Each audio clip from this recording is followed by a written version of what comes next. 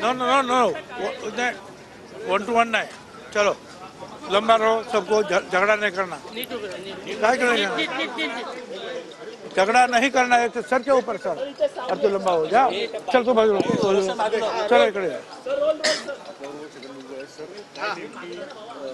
बरं काय झालंय की कुठल्याही पूर्वकल्पना न देता काल आपलं नाव मंत्रिमंडळात काढलं गेलं का काय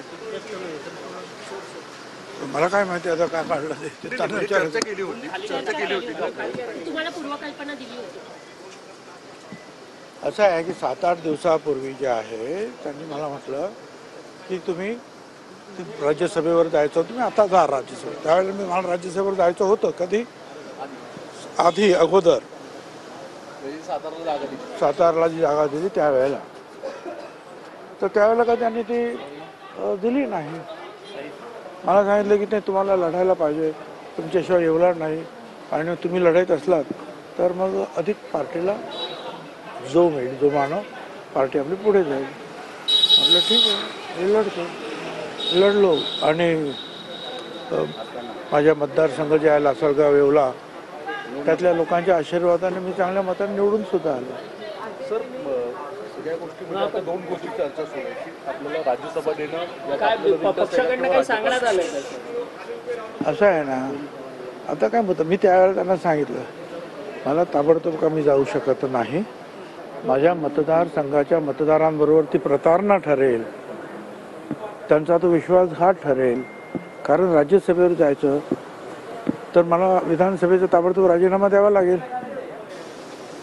तर ते माझ्या लोकांना काय दुःखदायक आहे, ते कदाचित रागवणार, पण निश्चितपणे मी म्हणजे त्यांच्याशी प्रतारणा करू शकत नाही.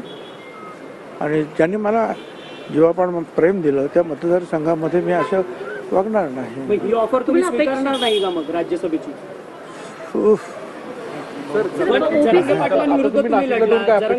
तुम्ही एक मोठं आंदोलन उभं केलंय, ओबीसी समाजात, हे अपेक्षित होतं का तुम्हाला?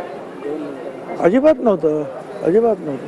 बरं, पण एक हेही सांगतो, त्यावेळेला सुद्धा मी ज्यावेळेला आंदोलन मी उभं केलं नाही, मी माझ्या ओबीसीच्या मागासवर्गीय संरक्षणासाठी मैदानात आलो घरदारं जाळायला लागल्यानंतर.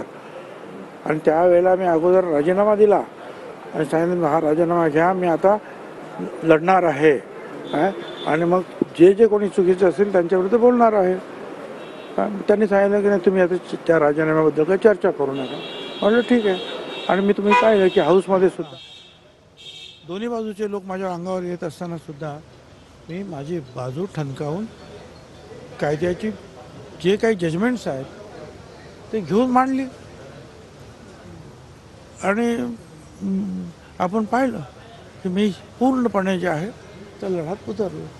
आता त्याच्यानंतर एक आहे की त्याचा फायदा नक्कीच जो आहे लाडकी बहीण आणि ओबीसी या घटकांचा फायदा महायुतीला एवढं मोठं यश मिळण्यामध्ये नक्की झालेला आहे असं लोकसुद्धा म्हणतात. आता विधानसभेत मी गेलो होतो, तिथे दोन्ही बाजूचे लोकसुद्धा तेच म्हणत होते. पण ठीक आहे,